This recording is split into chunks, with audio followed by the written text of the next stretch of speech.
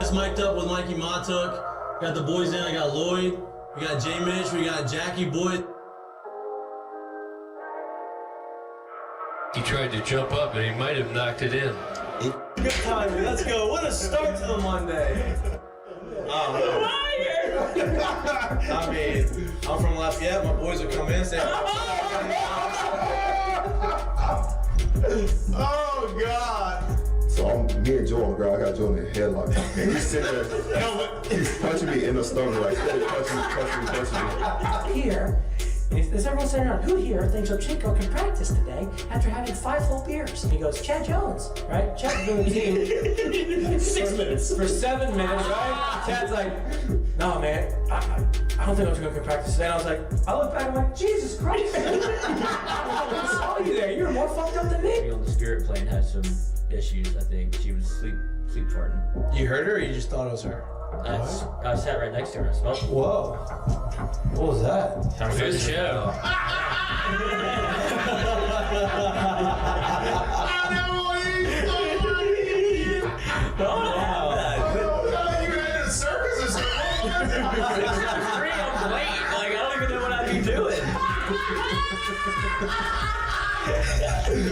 Now, when you do go to spring training, are you going to bring your chinchilla and your turtle? My dad tell you about it? The SEC is, God, they hate fat people. I mean, I get crushed for that. You know what I mean? It's like, come on, man. Hey, just the South, bro. You got a bunch of food down here. Like they should.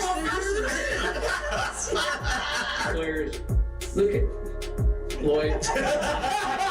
You know what, Lloyd? You're looking for a recruiting coordinator, coach. I'm here. He's like, I'll piss my pants right now. No way. We're wearing gray pants, long gray pants. He goes, I'll piss my pants right now.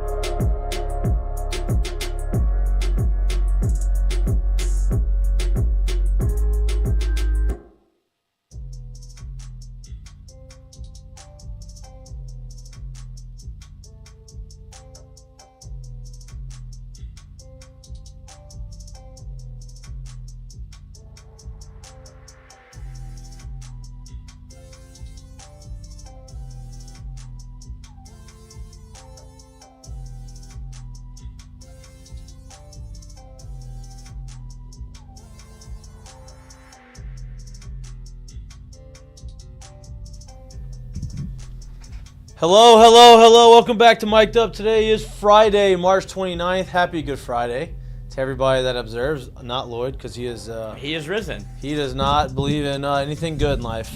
He's a bad person. And meat tomorrow. Yeah, you can eat meat tomorrow. Yeah. Yeah, and Sunday.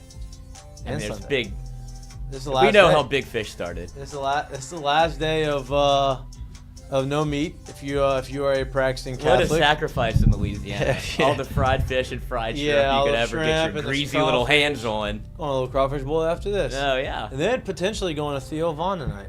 Oh, where's he playing? In New Orleans at the Sanger. So we bought typical. At the what? The Sanger. Oh. The Sanger. Okay.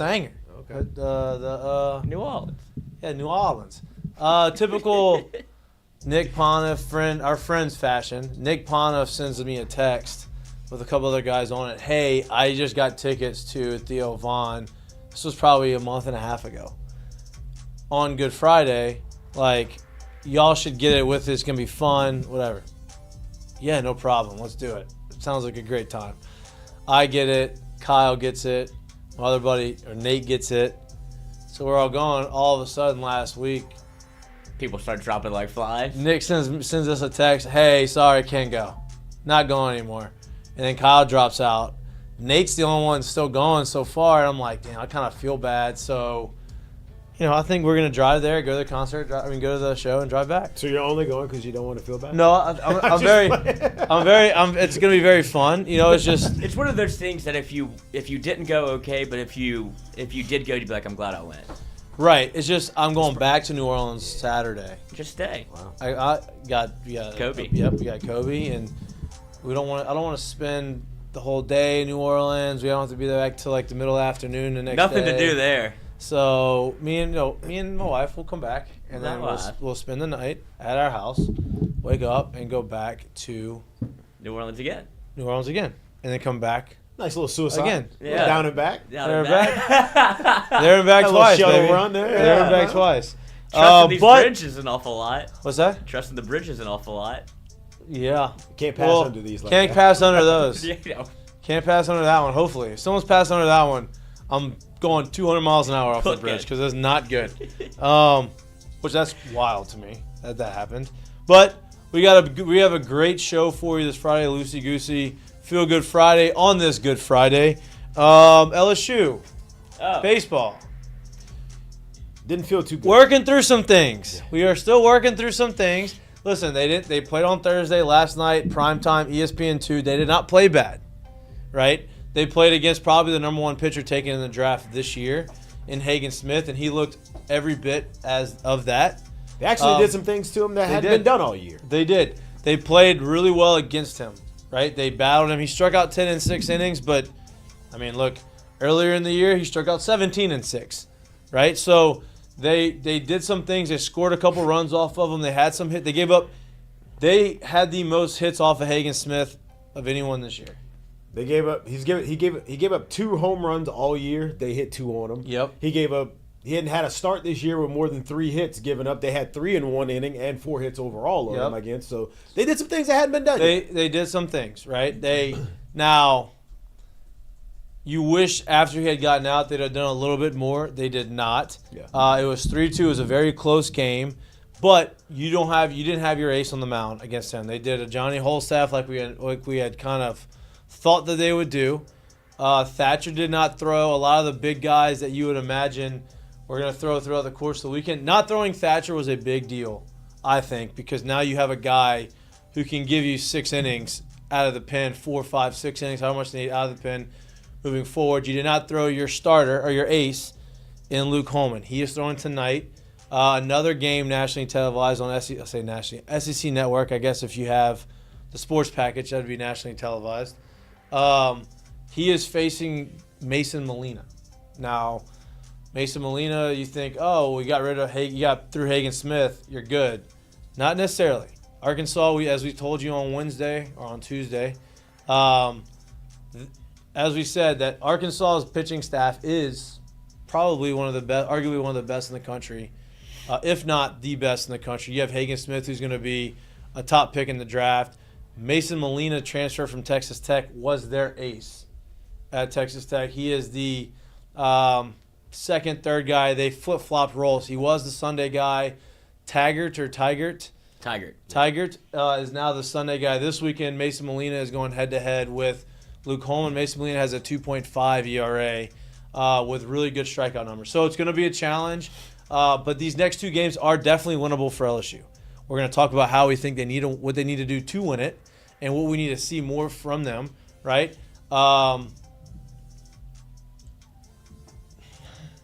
To me, find the optimism in there. To me, offensively, last night, I think they did what you would hope that they could do against that type of pitcher. You can't expect him to go out there and score 7, 8 runs against a guy like that. You hope that would be the case, but that's just not. For me, it's the pitching staff right now.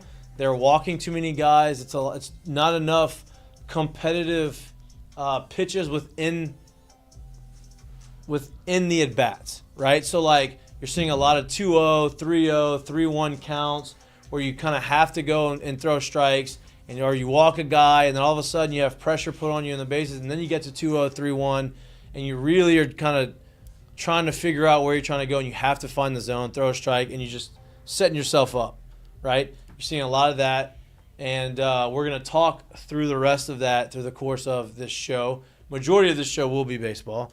But before we get to that, LSU had their pro day yesterday? No. Wednesday. LSU had their pro day on Wednesday. Malik Neighbors, talk of the town. Ran a 4-3. Talk of the league. I mean, seems like he's putting himself in a position to be the number one receiver taken. Apparently, if you put tape by tape of 2023 together, it's Malik by a long shot. And the reason why Marvin's getting so much love is because of the past history of it, what they kind of the pedigree, what they've seen from him in college in 22 and before, and then obviously it's not like 23 was bad for him, but apparently if you go side by side and you just go 23, it's Malik and it's not even close. Well, here's my thing, right? And to that point, you look at what Marvin Harrison Jr. did his freshman year, his sophomore year, his junior year, all great, right? Did really well. His sophomore year was probably his best year. You look at what Malik did, comes in as a freshman, gets some time. His sophomore year, good. 1,000-yard receiver, 3 touchdowns. But then you see his junior year and he takes that next step, right? And so you start to see this. Well, you see this, and straight up, right? Like was not even close to being. He was the best receiver in the SEC. Well, probably the best receiver in the country last year. I think he led the league in receiving yards, and he is so explosive after the catch. He has the entire route tree in his arsenal. He is unbelievable hands, super tough. Obviously, he's a blazer. He runs a 4.35, right? So my point in saying this, you see the progression from his freshman year to his junior year.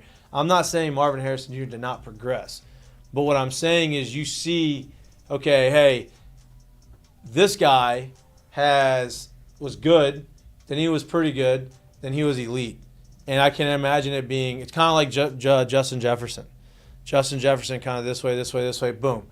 Jamar Chase, same way. Pretty good freshman year. Unbelievable sophomore year. Didn't play junior year because of COVID. One thing, right? Whatever. You saw the same thing with Odell. Odell comes in as a freshman, gets some things. The progression going forward, and they get to the NFL and you get to that next level. Me is a good sign. And you said the film, right? Like, I bet you if you turned on the 2022 film for Malik and Marvin Harrison Jr., it probably wouldn't look that much different. The numbers weren't the same as 2023 for Malik. I think what he would look like on film, you're like, okay, he needs to get better. And you see what happened in 23, and you're like, oh, he did do that.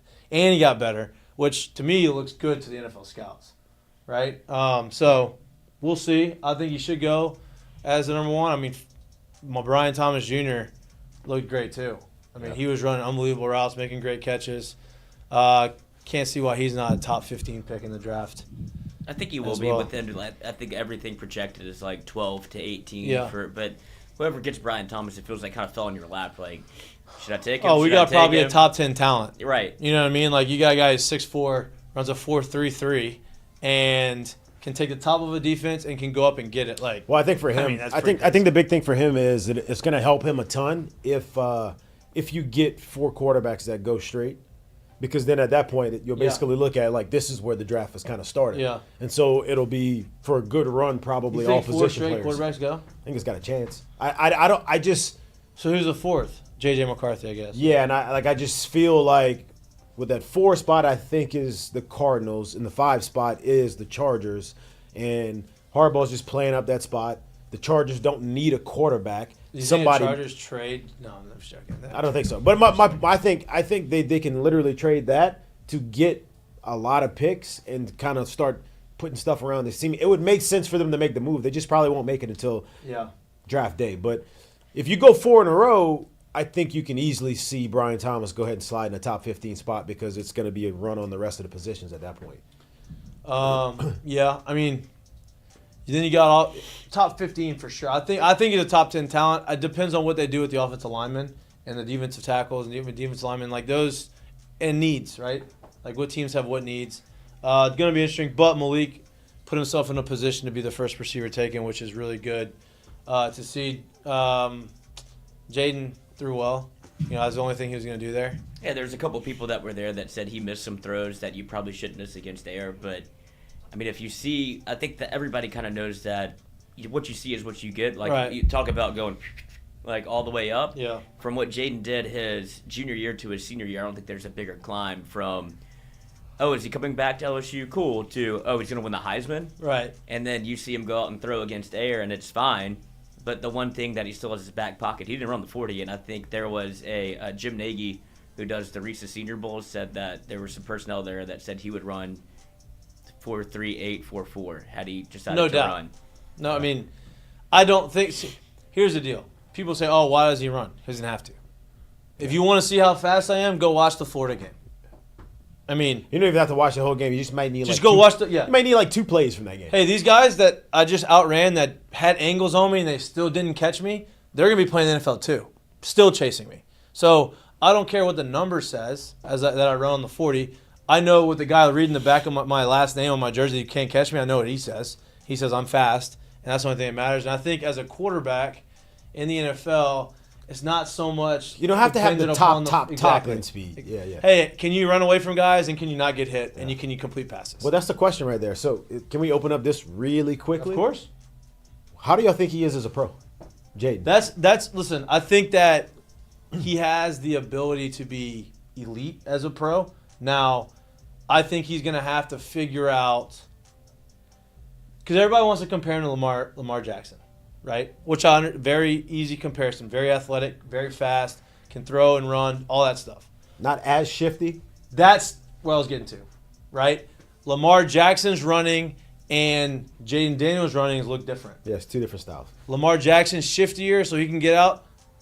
Kyler Murray, shiftier, can get away from him, and it always seems like they avoid some of these big hits. Jayden Daniels, slipperier than them, right? Not as necessarily shifty, but like long strides, kind of like gets himself skinny through holes, hard to take down.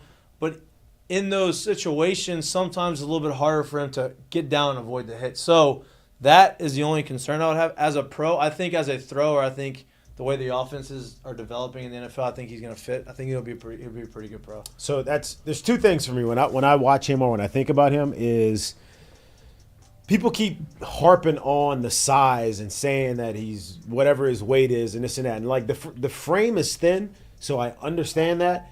But that's not really the worry for me because I feel like Lamar's frame was thinner when he was coming out.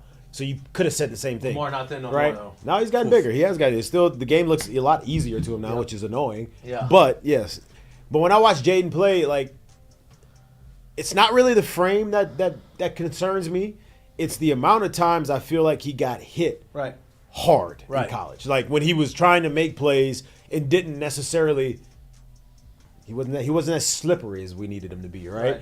Or he was slippery and then – he wasn't. Then the next guy hit him. But that's my point. You know what I mean? So like he took big shots in college, right? And so for me, I go back to like there's 2 years, right? There's 2 different Jaydens if you ask me. There was the Jayden that got hit in the pocket that started seeing ghosts in year 1, and then there was the Jayden that got hit on runs but it really didn't affect him. So I started thinking, I'm like, all right, if he gets hit like that in the league, does it throw off his accuracy? Does it throw off him wanting to run as much? Will it change? That's where I'm like, I'm wanting to see how that goes. And I agree with you. I think my next comment to that would be the way they're changing the league and the way they're changing the way defenses can attack quarterback. We're going to come out and now you're still getting hit hard. Don't get me wrong. But like 6 years ago, he'd get decapitated. Well, I'm talking about more so when he runs, when he actually takes off. Right. They can only protect you so much. When they actually take off as a runner, you become that runner at that point. Yeah, you're right. In the pocket, I agree. Yeah. And that's the only, to me, I mean, that would be the only concern. I think as a thrower, he'd be fine. He's going to be fine. I think as someone who can process the defense, I think he's proven that. Now, I think that's always going to be a step up anytime you get to the next level. So, and I want to see if they kind of put some – if he goes – like, say if he were to go to the Patriots. I don't know. I think they're 3, right? Mm-hmm. If he were to go there. That's what everybody's saying, right? Who the hell's he throwing to, right? So, like, that probably matters because we're going to literally talk about in the same draft where he may have a guy go 6th overall and another guy go in the top 20 that he was throwing to all year last year. So, who's he have to throw to as well? Because I think that's going to matter a lot to him. And the same thing. Yeah. You just watched a year before where a guy who looked unstoppable for 3 years in college have no one to throw to, and he looked like he don't belong in the league. And Bryce Young. Right. So, we'll see how that goes as well. And it depends. I mean, I feel like people haven't really talked about this, but the offensive line that he had in front of him got a lot better from his junior to senior year, where he could kind of sit in the pocket a little bit, and that's where he became a runner. Was okay, there's nothing open downfield. There's a whole lot of green grass. I'm going to take off and go. It wasn't a lot of these designed runs that you saw with Lamar. Yeah. And it wasn't creating space like Kyler where it's like I'm in the pocket, I'm dancing around and making people miss. It was looking around, all right, I'm going to take off. Yeah. And there was nobody there to stop him. And then you look up and it's 80 yards later. If you got the pieces around him, watch out. And you have to think of, I wonder what New England's going to do if they're going to take him to tailor that offense for his skill set. Because you see a lot of guys square peg, round hole, where it's like you see the talent, but what do you do? So we're talking 3, though. Me? You don't think he goes 2? Or 1? No, I think the Bears are very much solidified. So there's only one thing with the Bears. This is I did hear this, I think, yesterday. He still has not visited them and done a physical for them. Who? Jayden. Okay. So with that being said, like, they're not going to draft someone they don't have a physical on. So I think until that is actually done, I don't think they're a real player for him. And then the Commanders? Possible. Yeah. Possible. Yeah, that's a possible one. I mean, I don't know if he gets a 3 to go. He may not. That was just and he may not. Yeah. I'm literally it. just saying, if he goes there. But yeah, so we'll find out in 3 weeks. Yeah. Is that when the draft is? A whole lot of draft talk. It's April 25th. Yep. So almost basically a month away. Mm-hmm. We will find out then. You're going to hear a lot more conversation over the next 3 weeks, no doubt. There's some pictures of his elbow. Nobody knows if it's real or not. It's definitely fake. At least it looks fake. To I mean, that's a weird deal. I think that teams would understand. Like the physical will tell you if that's a problem or not. You know, so. Yeah. You mean the detached elbow? Yeah. That's where we definitely fake. But yeah, we shall see. I think both of them are going to be drafted high, and all 3 of them are going to be drafted high and have a really good career in the NFL. Staying in the LSU conversation, Cam Carter, basketball guard from Kansas State, originally from Donaldsonville, Louisiana, right down the road, transfers back to LSU. He has 2 years of eligibility left, or is it 1 year of eligibility left? I'm not 100% sure, but he averaged 15 and 6 at Kansas State, one of the top guards in the portal. He comes back to Louisiana. Matt McMahon stays on that same train he did last year of bringing in transfers from Louisiana, bringing them back, which I love, and it worked out well for us this year. I'd imagine it's going to continue to get better. They have some recruits coming in. They have some guys that hopefully will stay here. They got to fight probably some other schools trying to poach them, and then people say, oh, why would they come poach LSU players? Because they're good. They had a couple that were really good, and I'd imagine they're probably going to be hot commodities in the portal if they so choose to be. But added an addition to the basketball team, I think is going to be huge for us. Alabama upsets North Carolina. Sweet 16 is going on. I think there's a 4-pack of games tonight. They had a 4-pack of games last night. North Carolina Alabama game was awesome, and Alabama came all the way back, beats North Carolina, moves to the Elite 8. Alabama's a basketball school now, I think. Whoa, almost fell. The chair. Oh, that's what yes, officers, the chair. Yeah. Yes, sir, it was a chair. But yeah, Alabama seems like they're a basketball school now, so we shall see. And the last thing before we get to college baseball, did you know? You knew, but did you know? Because I almost forgot that your jersey game that Thursday was MLB opening day. They tried to make us forget. If you didn't know, I wouldn't blame you. Because they tried to make us forget. Nobody wants to say anything. Basketball makes opening day an event. Football opening day. People are counting down now for opening day of football. Major League Baseball. Steady as she goes. Where the hell? Where do we hear anything about it? Nope. Oh, baseball's going on. No, the only thing you hear about baseball is Shohei Ohtani bet on baseball, but he did not. I really don't think he did. But you didn't know. It was opening day, which is very upsetting to me. Yeah. Because opening day is awesome. Should be. No games nationally televised during the day. None. Not one. It used to be. I know. Not one game televised. There's a game televised last night, right? There was one. It was on ESPN Plus, and if you're here, you couldn't get it because it was blacked out because it was the Yankees at the Astros. So couldn't watch anything. That's their money. That's their moneymaker, though. They don't care.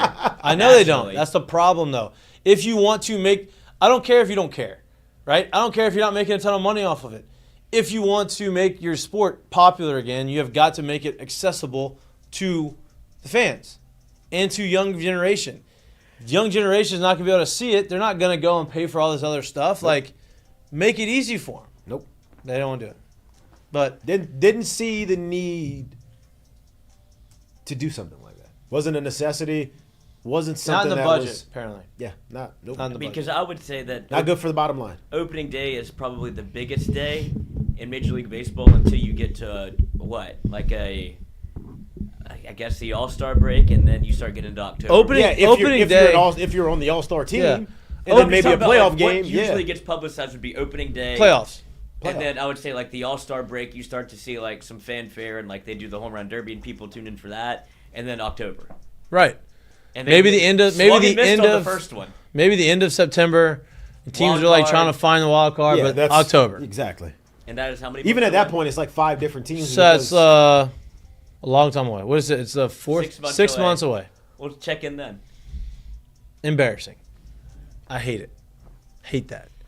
But It did happen. it happened. And opening day is going on. Baseball has officially started. A lot of Tigers in the major leagues. We will highlight them a little later on in the show. But for what people probably are tuning in for, LSU plays tonight on SEC Network, I believe, at 7 o'clock in Arkansas. By the way, Arkansas Stadium, it was bumping yesterday. It was. It looked good. Stadium was rocking on a nice Thursday night. Was it Baum something? I forget the name of their stadium. It's on the right field. I know. It's thing, like too. Baum I forget something. the name of it. Anyway, always a great place to play. And last night was no exception. It seemed like a beautiful day. A little windy. You had a top 5 talent on the mound, which they keep these ESPN rankings. Yeah, he I had came out- some beef on that last year with when they tried to say that Dylan Cruz like I don't even know where on there, but Kyle McDaniel. He's the guy. they say that this guy's the 30th overall. They said to prospect. start the year.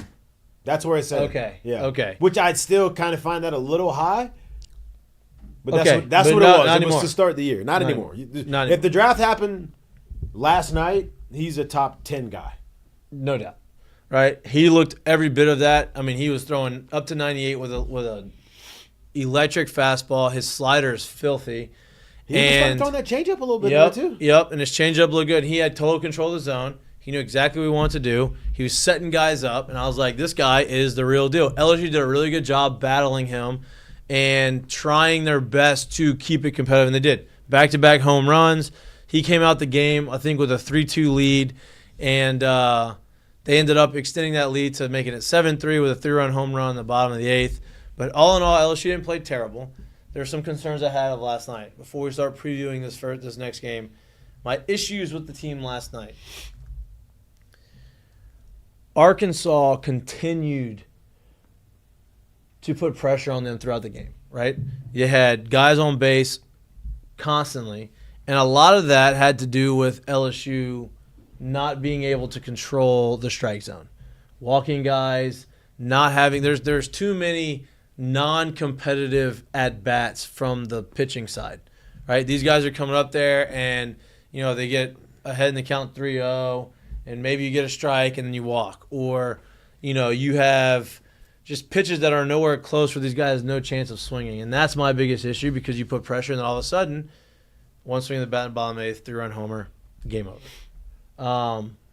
That was my biggest concern. What did you see? My biggest concern was 2 things. If I start with the I guess the defensive side of the ball or them on the mound, it was so you didn't like the non-competitive pitches. I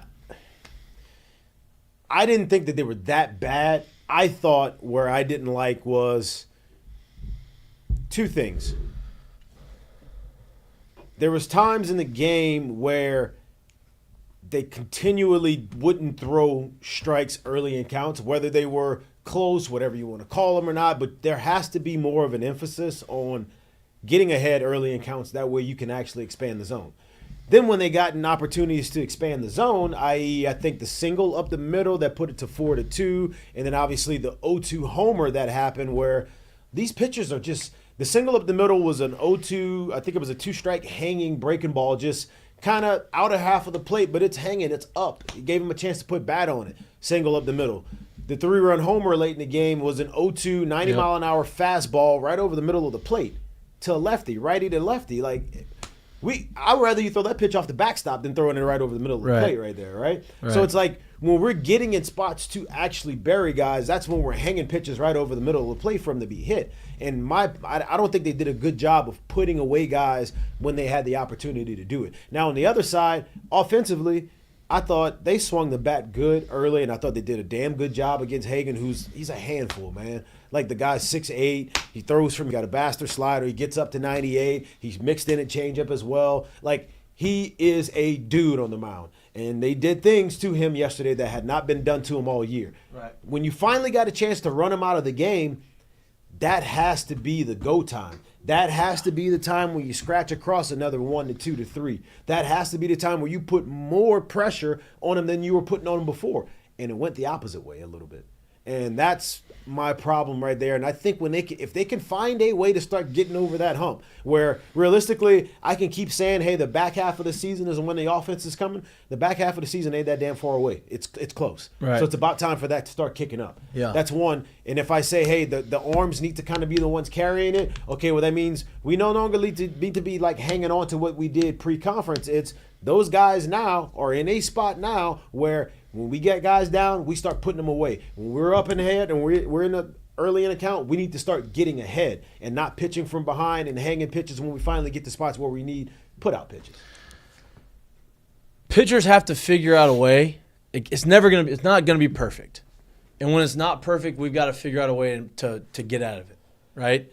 To your point, you've got to be able to put guys away. You've got to be able to say, hey, listen, we're in a spot. I come in the game with runners on first and second. I've got to be able to do my job and get this guy out. Yeah. Right? Whoever that may be, whatever that job is, you've got to make those. It can't be. Last year the ball was going the opposite way, right? You come in those situations, you feel like everybody coming in was going to do what they needed to do and get out of that inning. This year it's opposite. And it's not that they're that far off, right? It's not that they're like, oh, we're getting blown out or nobody's doing anything right and we're just not good.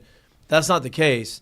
It's just, hey, last night, it's 2-2. Ulloa comes in and throwing some balls. Maybe he got squeezed a little bit, right? It is a 2-2 game, and then they hit a line drive to right? That we were talking about, like, I don't know. You couldn't see the whole play, so you don't know what the read was like. You don't know where. You know where he was at based off where the ball landed and where he was, right?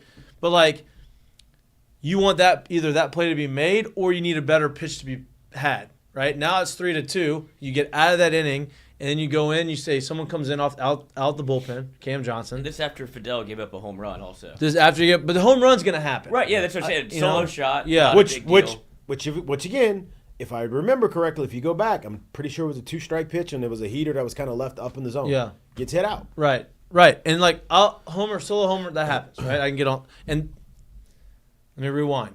That solo homer, right? What did we talk about earlier last weekend? After last weekend, we talked on Monday about, hey, LSU did this really good last 2 years is response innings or shutdown innings after you score runs, right? In games like that, it's more important than ever because these teams are good. So you go and you put up 2 runs.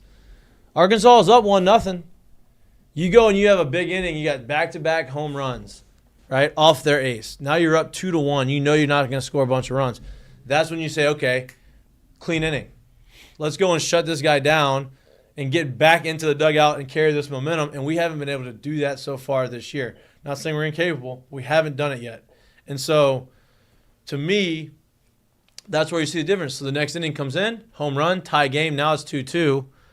And then you get the base hit to make it 3-2, and you're like, damn. We just took the lead. Now we're losing again, and we have to go back out there and face a guy throwing 100 miles an hour from the left side, and he's dominating. Right? That just makes the job a lot harder on a team that is trying to find their identity and try to find their way right now. And so that, to me, that was the biggest thing is strike zone control from the pitching staff, right? Which kind of goes to your point, too, of like, hey, you got 2 strikes. You've got to have a pitch where you need to locate it where you're trying to locate it, not miss. And the shutdown innings. in the response innings. Yeah, I guess my last little thing about what I feel I saw last night is, and I think, look, if I had to guess, there's probably a good chance that Jay isn't preaching it any differently. If I had to guess, there's probably a good chance that a good amount of those guys that were on the team last year kind of understands this and puts emphasis on this. But it's the ability to kind of spread this word throughout the team, the ability for the rest of the team that hasn't been in these situations to kind of feel that moment and understand urgency when it's there.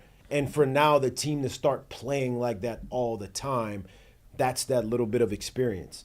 That's that little bit of the Gavin Dugas, the Trey Morgans, the Jordan Thompsons, the Dylan Cruzes. All those bodies are gone. Yeah.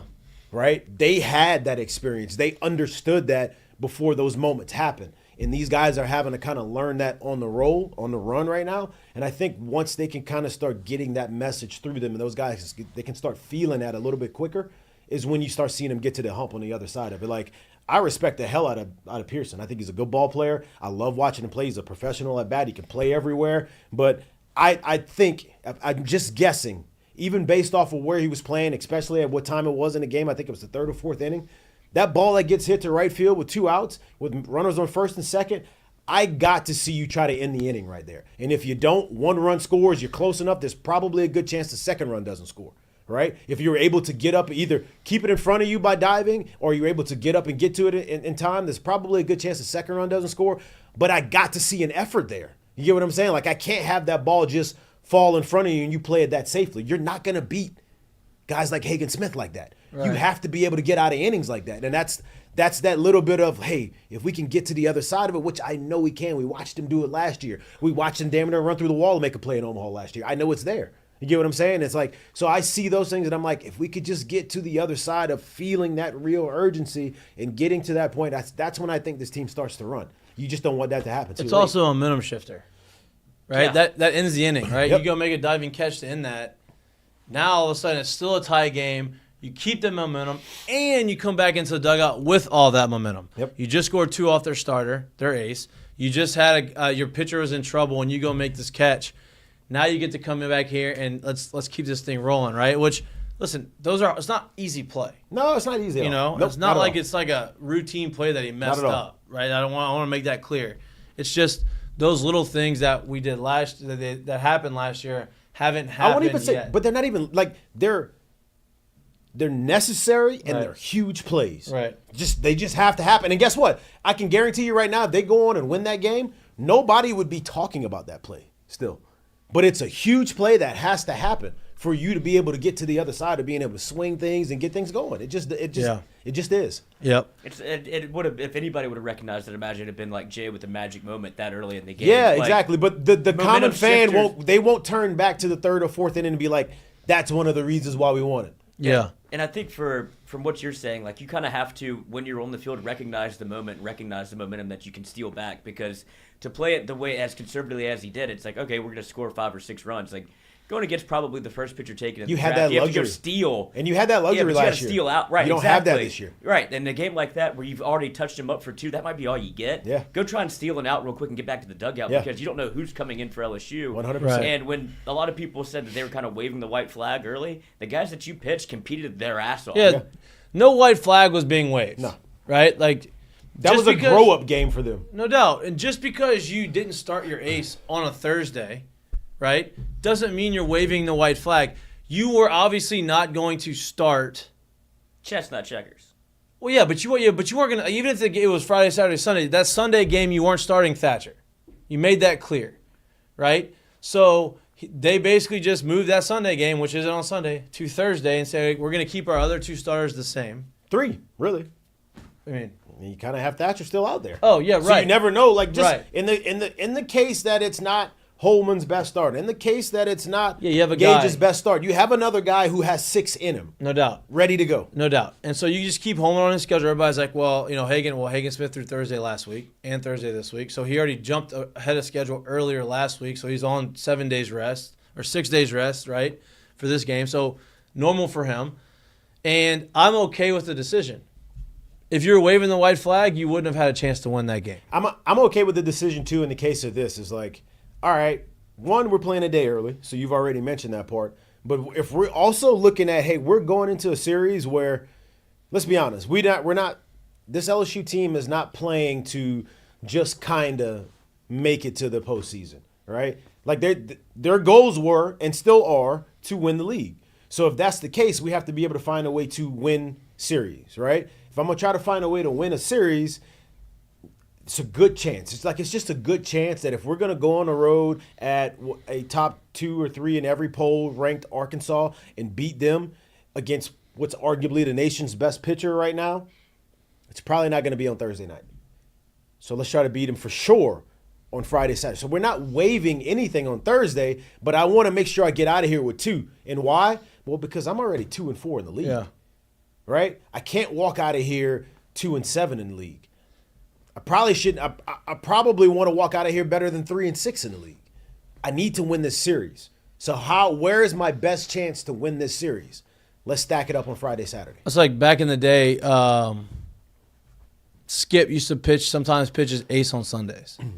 Right? Smoke did a little bit of that too, where their number 1 starter was actually throwing on Sunday because there's no difference in the records of, did you win on Friday or did you win on Sunday? Right. Like as long as you win the series, right? Like that's the big thing. Let's win 2 out of 3. But the Friday guy, the ace guy, that's what you want. And that's kind of how it goes now. But I have no issue with it because you set yourself up for the game tonight, which is on SEC Network, and the game on Saturday to go ahead and win the series. You have Holman, who has the number 1 top ERA in the SEC, one of the top, if not the top in the country, one of the tops in the country, sub 1, and he's been lights out. So you have him going up there against their number 2, I guess you would call him their number 2. Which, listen, their number 2 is still really good. He's an ace in majority of the teams that he is pitching for, but he's not unbeatable. He's not Hagen Smith. He's not a guy where, hey, we're not going to be able to score runs. Now, with that said, you better go up there with a plan and try to execute it. You can't just be up there. It's not a guy who's going to be throwing 90-mile-an-hour fastballs right over the middle of the plate and just letting you hit it. It's not throwing BP. No. You got to figure some stuff out. You got to understand the plan that you have. What is the scouting report? What am I going to do today? And you got to follow through with that.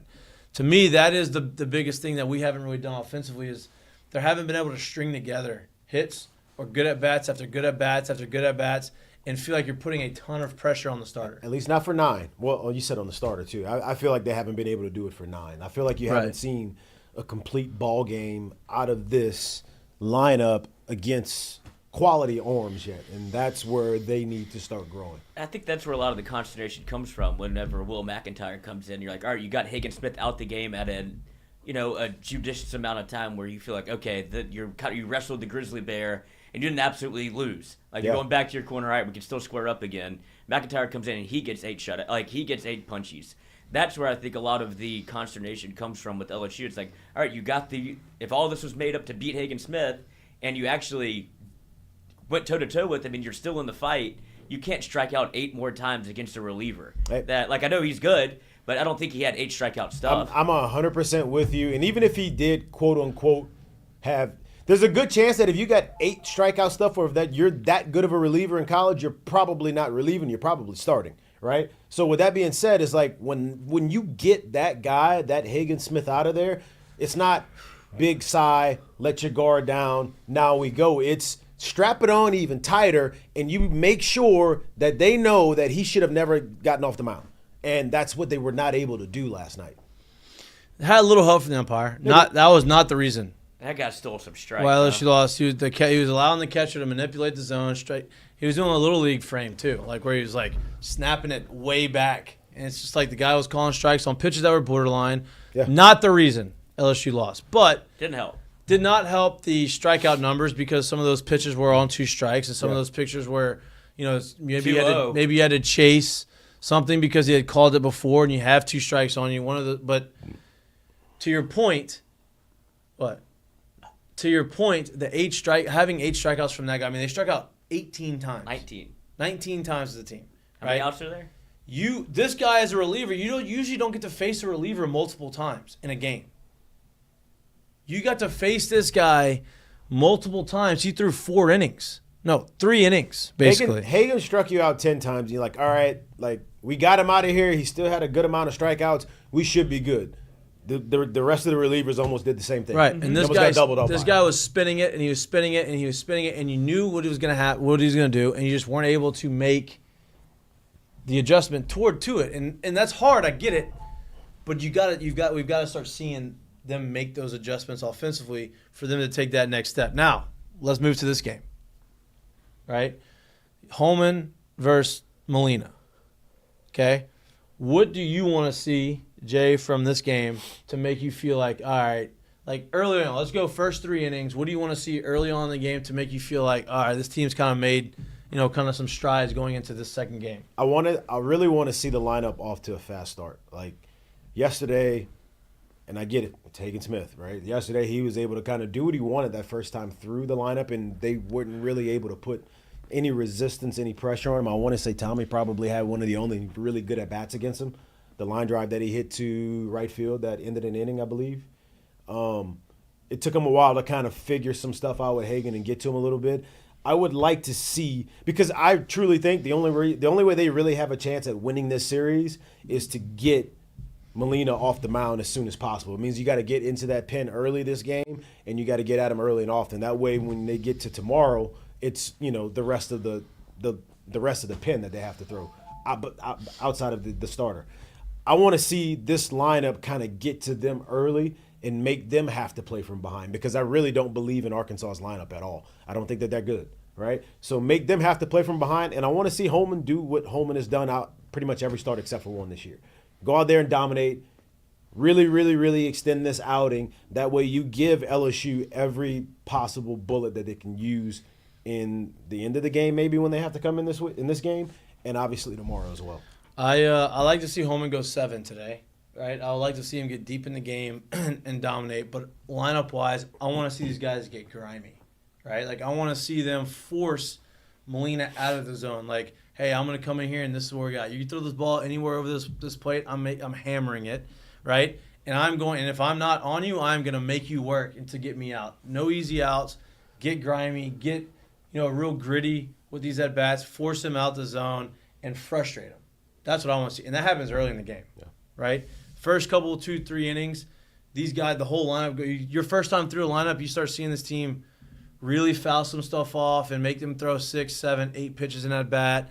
And if you make it easy, groove one over the middle, you hit a laser up the middle, like those types of things you want to see. Now, LSU's notoriously a patient. Yeah. They take. That's what Jay likes to do. Sometimes you may have to audible and make some adjustments on that. So, and I hate to feel like this type of person has to lead the team, but I do feel like early on in the season when he was really, really doing it, you saw that grittiness from him. And I feel like lately, especially once we've gotten into conference play and the dominance of it has kind of tapered off a little bit, it's almost like he's been kind of feeling his way through and has been kind of quiet.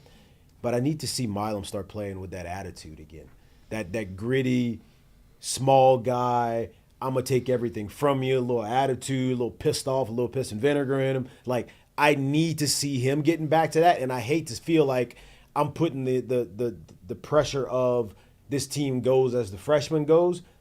It doesn't really matter where he's at in the lineup. If you can kind of see him playing with that attitude, I think it's going to kind of ring through the team a little bit and kind of give him a little jolt. He hit a double last night into the game. Yeah. So hopefully that, a lot of times if you get able to scratch one across like that, he barreled it up, down the line, double, good pitch against a pitcher who's been dominating. Yeah. Sometimes when you can end the game that way, it rolls over into the next one. You start kind of getting on this little bit of a roll. It's the SEC. He's kind of had to make some adjustments.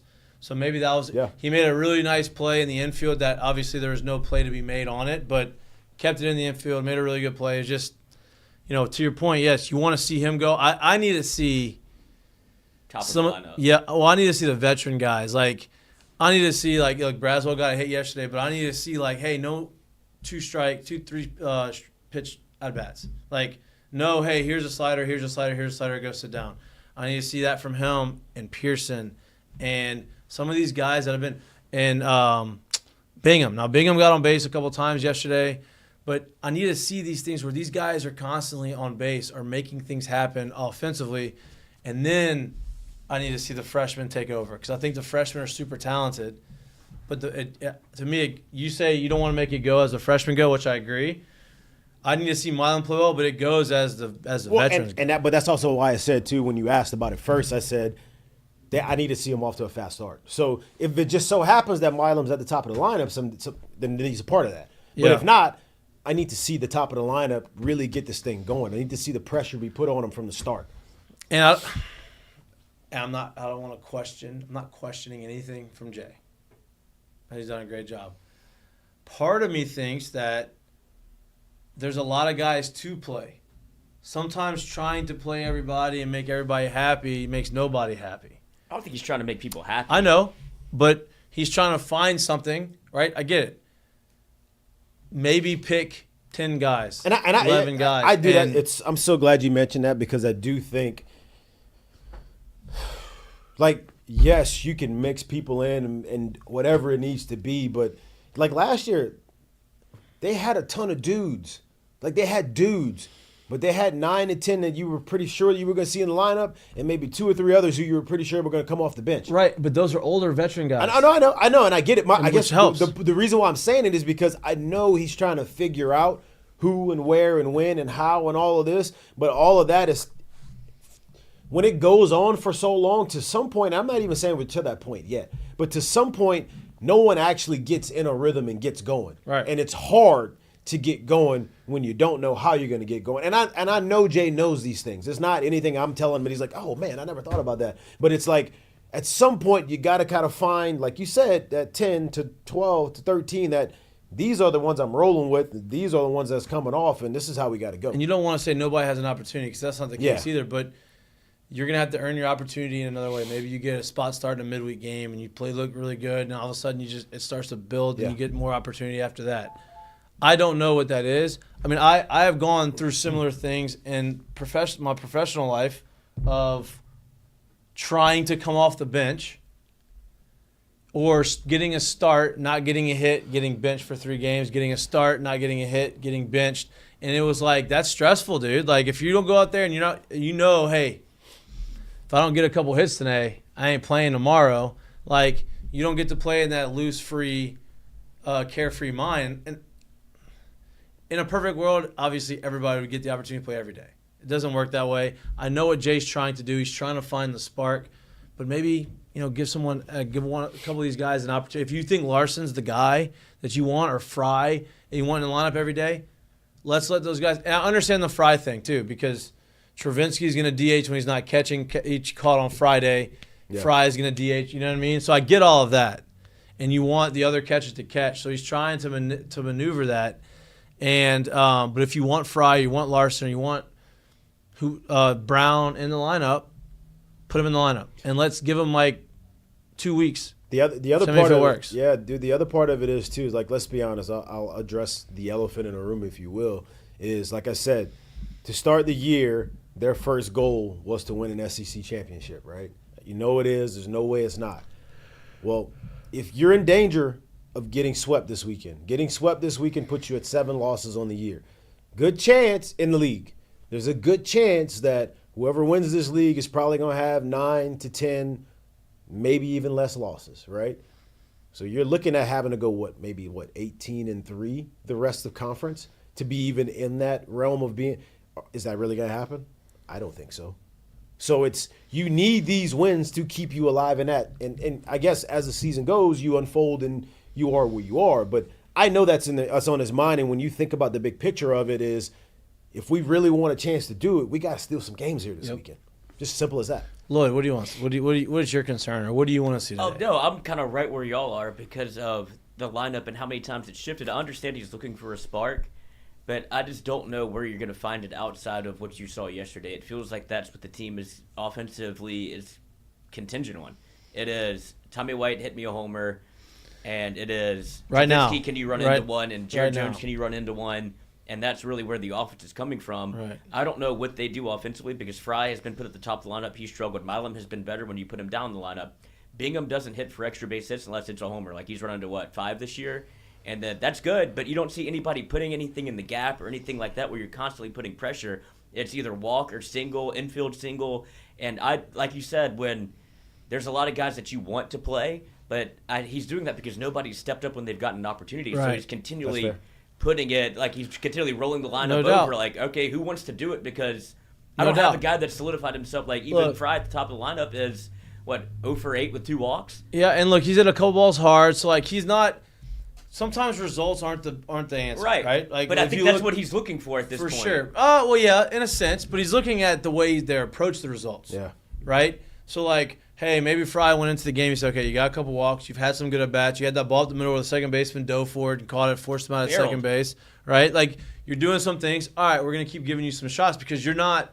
Just because the results aren't there doesn't mean you're not doing what we need you to do. He keeps finding a way for Larson to get in, right? And every time, I mean, the stats that they were talking about, he doesn't have a ton of pinch hit at bats, but he's hitting 3-something with pinch hit at bats. He's got a bunch of walks in those situations. He's able to fight through some things. It seems like he's trying to force him in the lineup. I'm good with it. If you want him in the lineup, let him go out there and play. I know that's another freshman in there, but you let him go out and play. Yeah. He pushed Jake Brown in there. Now Jake Brown, hasn't really gotten many starts recently. And he had that deal where they took him out early in the midweek game, but he obviously likes him, right? Milam's kind of earned his spot at second. He's at second. They're going to keep him there. You've got to give these guys, and if you see something good, let them run with it. Like, don't take them out, right? Kling, working on some things, obviously. And so that's the other thing. I know he wants to keep getting him in this game. Maybe have him out for a couple days and let him, see it and work on these things with a stress-free environment. I don't know the answer, but you've got to see something like that happen over the next few weeks for this team to get comfortable. You don't want to look up going to the SEC tournament and you don't feel like you still don't know who your lineup is. And it feels like they have a lot of role players in primetime positions in the lineup where you need somebody to give you a spark outside of Tommy, Travinsky, Jones. And that's what a lot of people in the chat are asking. Do you break those 3 up and try to kind of parcel that out? They've tried that already. But here's the thing. Here's the problem with breaking it up. You break it up, you no longer get any protection for Tommy. Right. He no longer gets pitched to. So you, like you said, you got to keep them together because if you don't, he doesn't get pitched to. So what has to happen is somebody else has to start stepping up in a consistent way. Whether it's before him in the lineup, whether it's somebody that's turning around the bottom of the lineup, but somebody's got to start stepping up and playing consistent baseball in conference play. Yeah, because you have, I'd imagine, the struggles of these two couldn't happen at a worse time with Kling and Brady Neal both not playing their best offensive baseball. That's what's killing LSU at the moment. Like, Roswell is who he is. Like, he's not a bad hitter. He's not a great hitter. Plays a pretty good shortstop. Milam is pretty much can swing it, but you have to have him on defense. And Kling is at the point where you have to have him in the outfield. I mean, you saw what he did yesterday, a heads-up baseball play, saves a run, but you're not getting any. Also, terrible base running by not the guy going home. For all of you who think he messed up, that guy running home did not mess up. Oh, yeah, he slowed down the last couple steps. Everybody slows down the last couple steps before home plate. Have you ever stepped on home plate with metal spikes going full speed? Kind of tricky, especially if there's some water on there. Ask Milazzo. Right? Yeah, not great. So, you don't ever see, unless there is, for a fact there's going to be a play at the plate or the guy is going to be behind you. You rarely see somebody running full speed through home plate to score. This guy was running and got to home plate and pulled up just a little bit and ended up costing them a run. Didn't matter in the end, costing them a run. Now, the guy going first to third, he's the one at fault. The ball's in front. It's your decision. A guy's ahead of you. Third base coach telling what the guy ahead of you where he needs to go. And you are – no, it's not first. Or you're trying to go first. It was first and second, right? Yeah. Yeah. And so you are in charge of seeing the guy ahead of you. He's being directed by third base coach. The ball's in front of you. You pay attention. All right. And what's the cardinal rule? On base Don't have the last out at third. Don't make the first or third out at third. Right? And this guy runs into the out at third base. Yeah, was it close? Sure.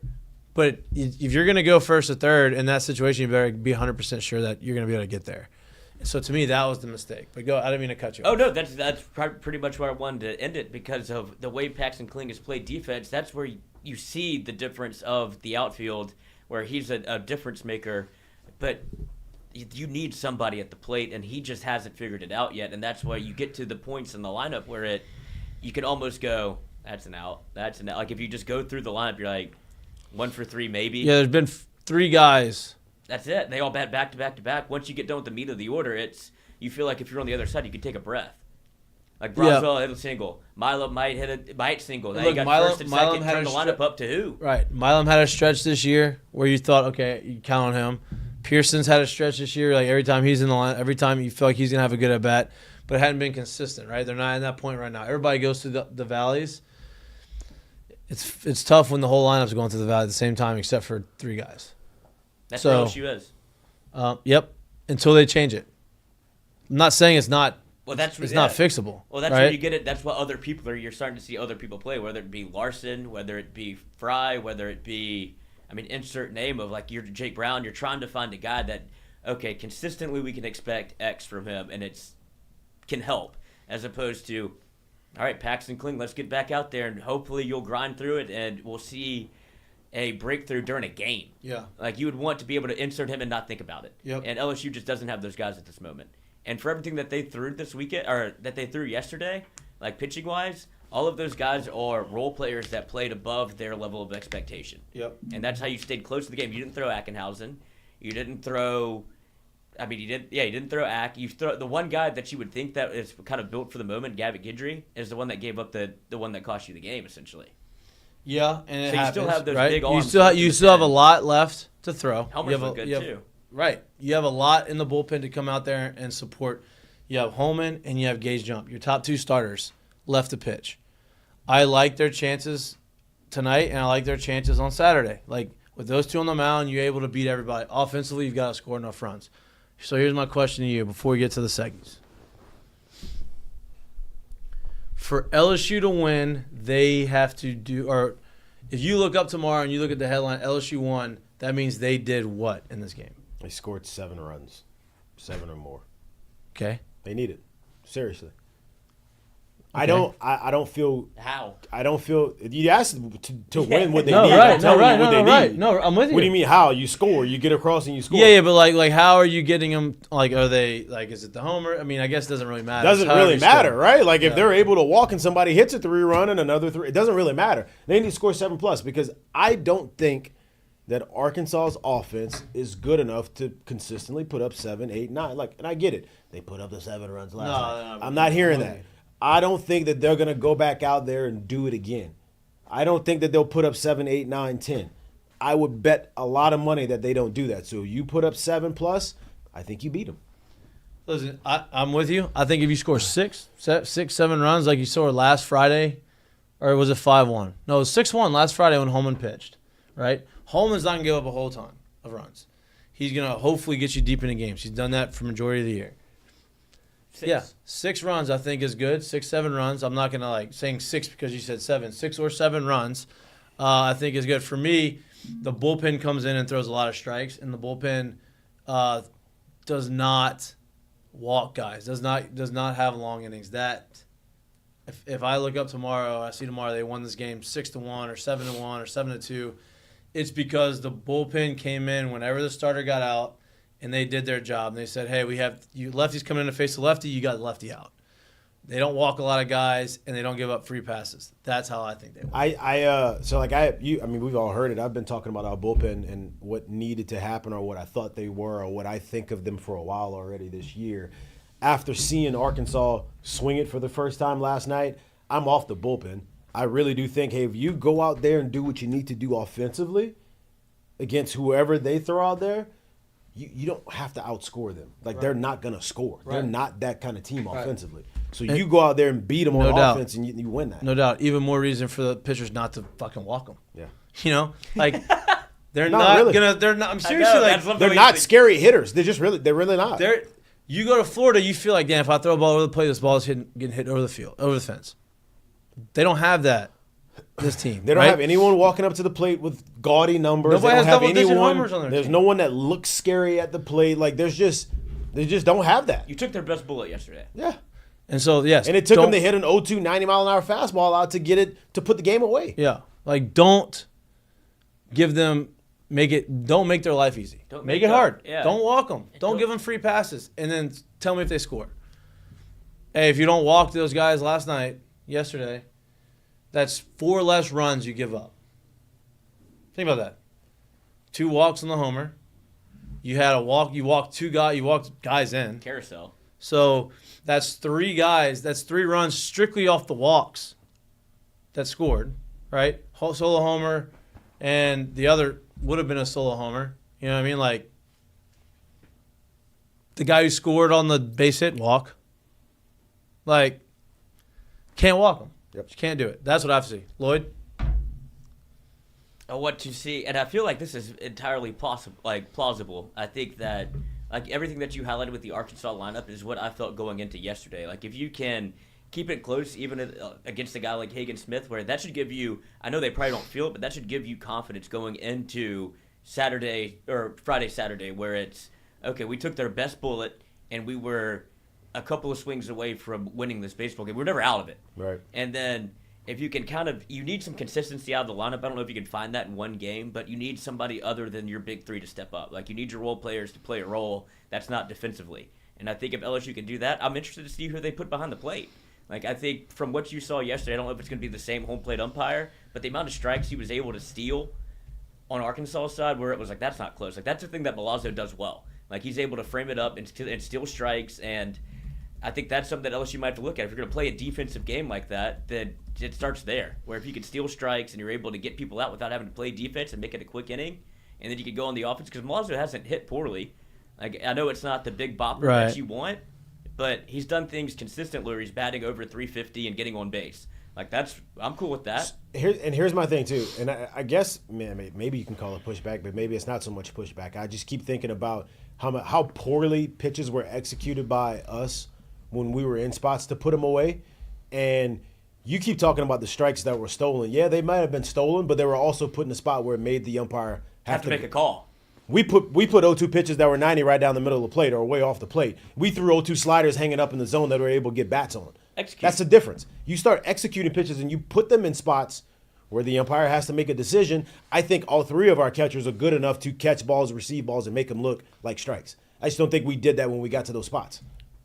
So what I would like to see is for offensively, just be aggressive. Like I think that I love the wait and see approach, but like you said, if you're able to kind of be aggressive in the zone. Yeah, if you like, I'd like to see them kind of take the fight to Arkansas where you're trying to take an extra bag. We talked about this on, I think Tuesday show, where it was, if you want to see LSU play well, it's time you start acting like you have a little bit of swagger and confidence at the dish, where it's not, okay, get me over, get me to first. It's take an extra bag, steal a base, put the pressure on Arkansas, because I don't think their offensive lineup can do anything to where you feel like you'd ever be out of the baseball game. Here's I agree with you. And second thing I want to see, on adding to everything we need to do, I want to see shutdown innings, and I want to see yes. So I'm gonna go through the box score last night. Arkansas, bottom third, scores a run. LSU responds, right? Great, that's what you're supposed to do. Hey, no clean inning for them. Scores 2, now they take the lead. Bottom of the 4th, that's when you need a shutdown inning, clean inning. Let's get back into the 5th, especially with the ace on. Give up 2, right? So every time LSU scored, they gave up runs. So now it's 3-2, 0-0. LSU 0 in the 7th, right? They're down 3-2, 1 in the 7th. They score 1 7th. Now they're down 4-2. What do they do in the 8th inning? Score a run. Hey, chip away, 4-3. Let's make this thing, whatever. Bottom of the 8th. After you score, 3-run homer, right? Then respond again in the 9th, but score 1 run, don't score. Obviously, bottom of the 9th, Arkansas didn't have a chance to score. What I want to see is when you do score runs, I want to see the pitcher go out there and get a clean inning and get us back in the lineup, in the dugout. And I think that'll help the offense too. So that's what I want to see. Any predictions? I'm going to go. What do you think the over-under is real quick for tonight? For tonight, over-under is 9.5. 7.5. Whoa! What's the weather like over there? The wind kept one in for sure, but it did 7.5. seem to affect Travinsky's bomb. 7.5. I'm going to go 8-5 ball game. LSU wins. Whoa, high scoring in their world. Yeah. 73. Not wind. Wind gust. Here we go. 8-5.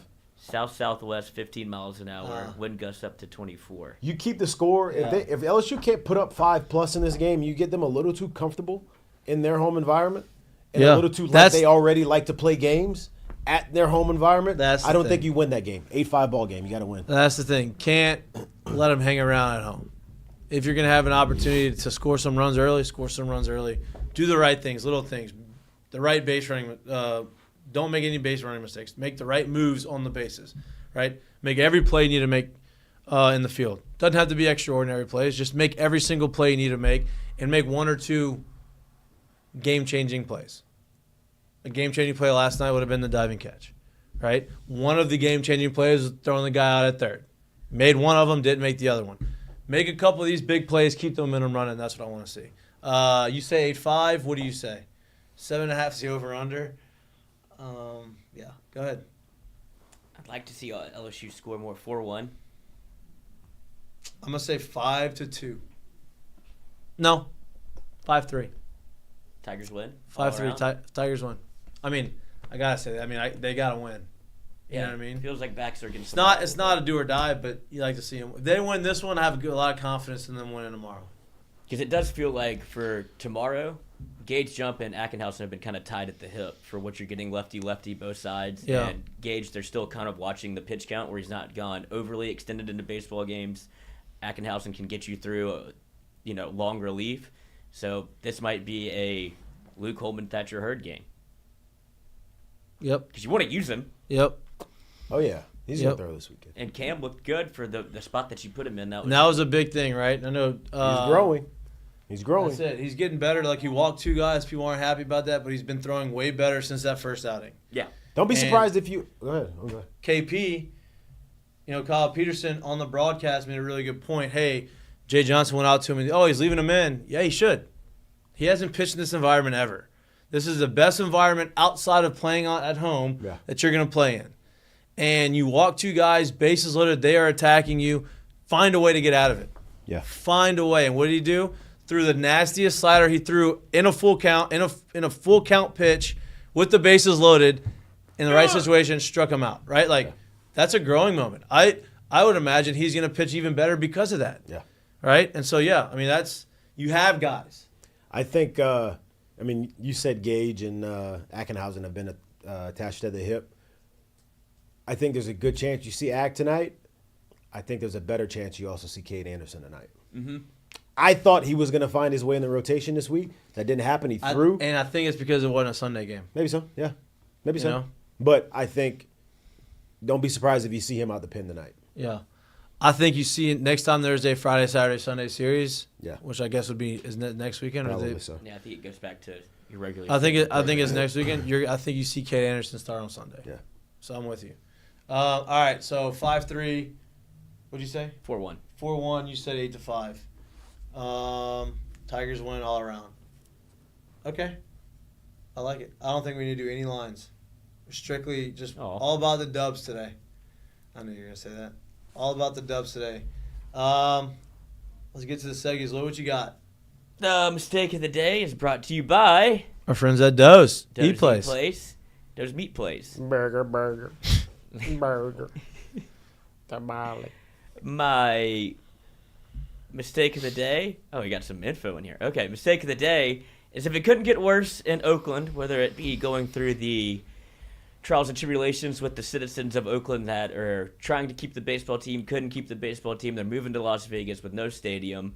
And so now the fine folks of the Oakland government are threatening to fine a 102-year California father in a wheelchair who was ordered to scrub graffiti off his property and faces a $1,100 fine. Oh, what? $1,100. $1,100. 1.1K. What? Yeah, I know. I see what you did. Yeah. Well, that was copy and paste. Okay, so is that actually $1,100 or is that like? It's an $1,100 fine. Okay. If he doesn't clean off the graffiti. And Victoria Silver painted over the black and red graffiti on the black fence of his home he has lived for in the past 80 years after the city of Oakland implemented a March 19th deadline just for him. I just rolled over, and I had a roller and a paintbrush, and I painted it. If Sylvia failed complied with the order, he would face an $1,100 fine, including additional $1,200 each time he failed a re-inspection. So now he works for the government. Wow. At 102 years old in a wheelchair, and while he keeps painting it over, the graffiti artist continues to do graffiti there because it saves up for a while because he's an old doddering old man. So shout out to Oakland for having no feel in this situation at all. And so they're gonna penalize the old man instead of the graffiti artist. Right. That makes sense. So Seems Oakland really respects pretty spot on. I feel like it's been going on over there in Oakland. Yeah, trying to get everybody out. Not great. Big mistake. Curtain call brought to you by our friends at Assured Partners. And me. Curtain call. 7 former Tigers appear on 2024 MLB opening day rosters. If you didn't know, like you said, opening day was yesterday. Shocker to me. I wouldn't have known if Jared had not shouted it out on the Tuesday show that we did, the little impromptu. It's like, oh, it's on Thursday. Didn't see a blip of a baseball game that you could have found on cable television, YouTube, anything that would have said, oh, it's opening day. And so the 7 former Tigers that are on MLB active rosters: DJ LeMahieu, Alex Bregman, Aaron Nola, Kevin Gossman, Jake Fraley, Alex Lang, and Josh Smith. You act surprised. Jake Fraley has been in the bigs for a long time. I know, but I feel like it took him a while to break through. I'm glad he got consistently He's stick. stuck too since he's been there. Yep. Big beard now. Looks Alex different. Lang's been lights out. Lights out. As a reliever. Closer now. Yep. Nasty. Bender. Cubs drafted him, got rid of him. Yep, trade him to Detroit. Like Josh Smith makes the big league team again, second opening day in a row. Congratulations, coming off the World Series. Fitting into that same role he had last year. Utility guy, coming up playing 4 or 5 different positions, lefty bat. Shout out to those guys. Obviously, DJ, salty vet. At X Point, Bregman, salty vet. Nola, vet. Gosman, vet. And he's not. He's coming to Houston early next week. I don't know if he's still going to be open to pitch or available to pitch. Where's he had a dead arm, so he's been like Austin rehabbing that. year? Austin's in AAA. He's in AAA? Yeah. Yep. So yeah, shout out to all those guys. Good curtain call. I'm gonna give mine to. Well, I'll let me prelude it by saying, if you're like currently in Montana maybe and you're watching the show right now, you may not know what I'm talking about. But if anybody is in the Louisiana or South or SEC region or whatever it is, great. If you're watching the show and you remember 2019 and that football season, you remember what that looked like, and you remember how we said after, that's the greatest college football season I've ever seen. There is no chance we'll see anything like that near and ever again, probably. And then somehow, less than 5 years later, Jayden Daniels shows up and does something pretty much just like we saw that year. The quote that he said a couple days ago, or maybe it was today, when asked about if he was drafted by the Patriots, how he would feel. For someone who was kind of ragged about not being very quote-worthy or how he said, and people didn't love his Heisman speech, this quote right here kind of gives me chills because it gives you a little insight to, I guess, the mind of Jayden Daniels and how he feels. But when asked about if he was drafted by the Patriots, he said, "I played in Death Valley after Joe Burrow. I feel like I'm ready for anything. I'm a game changer." That rings very loudly in my ears because if you know what you saw here that year, we all felt like, ain't no way we're going to see anything close to this. Nobody want to be the guy that follows the guy. And we saw that. So, yeah. Shout out. That's right. Mine's going to be another quote, more of an interview. This comes out of time. I knew when I put this in the group text, I knew Lloyd was going to mention the translator. You ruined it for everybody. So this comes a whole ring. This comes in a time where the translators in Major League Baseball are getting a lot of heat. Feels like there's always some drama in baseball right now. Nothing good, always bad. With the Shohei Ohtani stuff, and translators are very much necessary in this sport because there's a lot of guys from different countries who don't speak very good English. And they practice it and they work on it, but you only get as good as you want to get. You have to want to learn how to speak English. You have to want to buy in to speaking. And a lot of guys that I've played with that were from, Venezuela, the Dominican Republic, Korea, wherever, Japan, they weren't as open to putting in all of the work to learn a different language. And I'm not saying I fault them or not fault them. Like, I have never played in another country where I was there for a long time and had to learn a different language.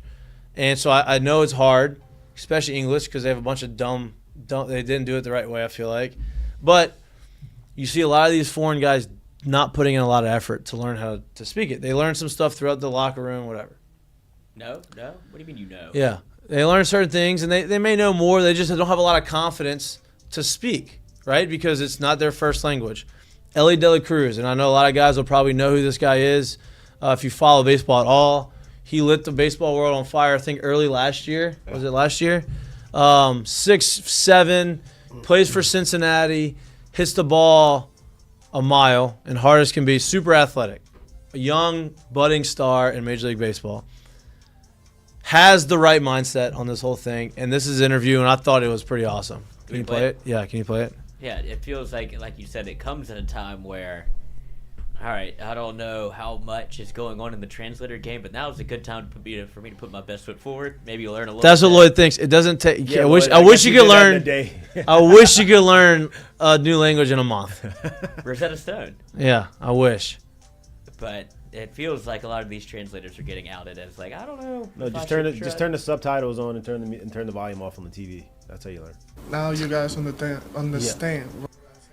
That's what they say. That's what they say. It's important to the fans to understand me and me understand the fans. And I mean, if this doesn't endear you to the I put a lot fans. of work on my English to talk with you guys, and I think I'm doing a good job. That's what I think. I don't know. I can vouch for that. I mean, How did you? he basically talked about I got confidence. I practice every day talking with the other guys, and That's dope. You know, like I just thought with I that, wanted to do this so and I can just communicate really with the fans and I can understand I what like you're saying to talking me. Like, American y'all guys deserve that. Like, because I create confidence. this kid's got it figured out, man. Like, that's big time stuff. And to be able to be as vulnerable as he just was in that interview and basically say, like, I was uncomfortable. I need to make myself comfortable so I could speak to you and you can communicate with me and know what I'm really trying to say. I mean, that's awesome. I mean, Like- you could hear it in his voice when he first starts. Like, it's shaky a little bit. It's like, this is something I'm not confident in I'm doing, but I have to do it at some point. And then as the interview goes on, he's like, all right, I'm kind of crushing this. Like, people are understanding me. I understand what they're saying. They understand what I'm saying. Like, okay. Because like you said, I still haven't fucking figured out English to even, like, I couldn't It's a hard language to learn, dude. I couldn't imagine looking at it for the first time being like, where do I start? Yeah, it's Yeah. impressive, man. I from all of the foreign players that I played with, it's really, really, really cool watching the ones that buy into it. They buy into it. They take it as a responsibility, if you will, and they care about wanting to learn English. And usually watching those guys interact with their teammates and with people around them, you can tell they're special people. They're just really good people, and they stick around the game for a long time because they're so adaptable and they're so well versed in what they do. And it's impressive watching that. Every time of like a Latin guy came in and told me and asked me, like, hey, what does this mean? Like, what does that mean? Can you explain that to me? I'm like, yeah. Like, I love, like, and then I would do the same thing. Like, some guys would speak in Spanish. Like, there was an argument one time between two guys, and like, I'm serious. And like, I was one of the older guys in the clubhouse at the time. It's like, I wanted to know what they were saying so I could maybe help, right? Like, what's going on? And so the guy told me about, hey, this is what happened. This is a story. You know, this is the background of why this came up. And so, like, what he's saying is being able to communicate with the teammates, that matters, right? Because if you can't communicate with your guys, how are you going to get? Kind of on an island. Yeah. And you So- saw Bregman. No, go say on yeah. his I was way- gonna mention that one too. Yeah, Bregman took it upon himself early in his career to learn more Spanish because he knew he was playing with a lot of Latin guys and he wanted to be able to have those conversations with them. Yeah. Awesome. All right. Enjoy the weekend. Enjoy your Easter weekend. Happy Good Friday. Enjoy Easter Sunday. Hope you enjoy the time with your family. Easter egg hunts, whatever y'all do, whatever the tradition is for your family. Good luck. Booze it up. Yeah. Booze it up. Good luck to the crawfish, whatever y'all want. Crawfish. Crawfish boil tonight, maybe, because it's the only really day you're mandatory for crawfish, right? Because everybody needs to be forced to eat crawfish, I guess. Mm-hmm. in Especially Louisiana. the cartel that they have on the prices. I'm gonna miss some of it, mud man. I'm bugs. gonna be in Dallas, so y'all. I got you. I'll eat some for you. too, man. Damn. But good luck to the Tigers tonight. Obviously, good luck to the Tigers tomorrow. Hopefully, they can sneak in the series. Enjoy the rest of your weekend. We appreciate the love and support. We'll be back live in studio on Monday from 6 to 8 p.m. We'll recap the weekend, recap the Easter weekend, and talk about the Tigers' victory over the Razorbacks. The 2 wins over the weekend, series win. We appreciate you. We love you. If you like what you see and you like listening to us and hearing us talk and make fun of Lloyd, please like and subscribe to our YouTube channel. If you can't watch us, you like listening to us, or anywhere you get your pods. Again, we'll be back live on Monday. We appreciate you. Enjoy your weekend. Enjoy your Friday. Peace.